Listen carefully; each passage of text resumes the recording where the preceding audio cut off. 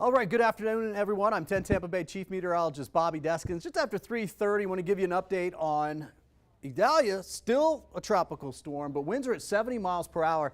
Probably going to be a hurricane by the time we get to the 5 o'clock update. You can see it's actually really good convection. It kind of bursted this afternoon. We've got a second burst ongoing right now, and you're starting to see some storms fill in out ahead of it. That's an indication of some moisture that it should move into. Big news today is that our hurricane watches went to warnings for Manatee, Hillsborough, Sarasota, well, not Sarasota, excuse me, Hillsborough, Pinellas, Pasco, Hernando, and Citrus counties. That basically means we expect that within about 36 hours. I think the best chance for hurricane force winds is going to be right along the immediate coast. So that's the good news. Now, we all have a storm surge warning for immediate coastal areas, and that includes in and around the Bay area, the mouth of the Bay, all the way up in towards Oldsmar as well, too.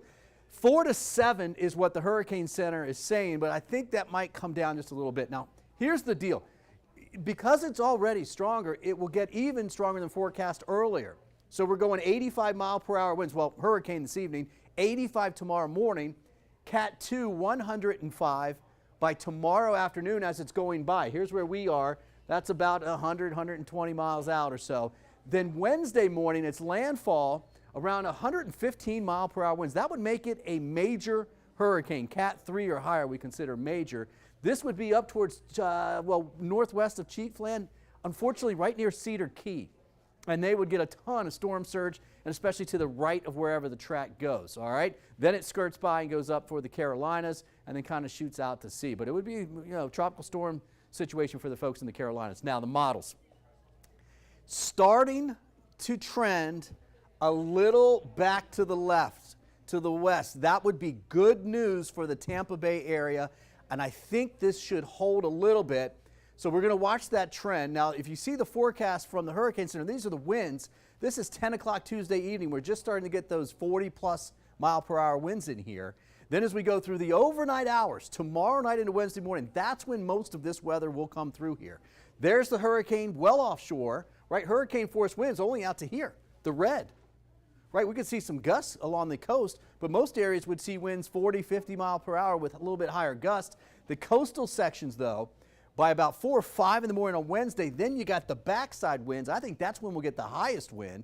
We'll start to get the highest storm surge at that particular time as well. Not only does it push it up against the coast, but it pushes it up into the bay as well. So even downtown Tampa with a little bit of a surge there. Now, this is 8 a.m. Wednesday morning, landfall right up near Cedar Key, maybe to the west of it. That's good news. It goes a little bit further away. Now, the problem with our forecast is if this turns to the right, gets closer to us, we're going to see more wind, more rain, more surge. The trend is going to the left, going away from us. That's good news. So hopefully that trend holds. And of course, we'll keep you updated for it. Right now, you can see it's about 4 to 7 foot surge for the Bay Area northward. Again, I think that would be probably a little bit on the high side. 3 to 5 would be better. But certainly it's Hernando and Citrus County. I think, man, Crystal River, we're going to have a really good storm surge there in that area. It could be 7, 8 feet of storm surge. Now, here's the forecast model. We'll go through this afternoon a few showers and storms. Tomorrow morning at 9 o'clock, still good to get preps done, evacuations, that type of thing. But 2 to 3 o'clock, here come the outer rain bands. That will start a tornado threat at that particular time. So we could actually get a tornado watch for tomorrow afternoon. There's the storm on our in-house model way offshore. This is 8 p.m. Tuesday. Winds are actually kind of parallel to the current. We call it a longshore current. And that would be a beach erosion, especially for the Suncoast, Sarasota, Manatee. Then midnight, they start turning parallel for Pinellas. And then right after that, look at the center. Highest winds are right here, but those are still high winds over here. But that's when we start to get the surge. This is 3, 4 in the morning, Wednesday morning. That is blowing water and wind right up into the bay, right up onto our beaches. So you start with some outer bands tomorrow afternoon with a small tornado threat.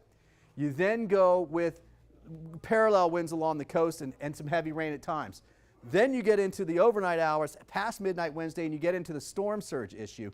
As it goes towards landfall, we'll still have some high winds, but they will be coming down after sunrise tomorrow morning. So things will be getting a little bit better as we go throughout the day on Wednesday. That's lunchtime on Wednesday. Few scattered showers and storms, and some of those will actually be heavy and training over the same area, but it'll be just kind of fast-moving tropical downpours more than anything else.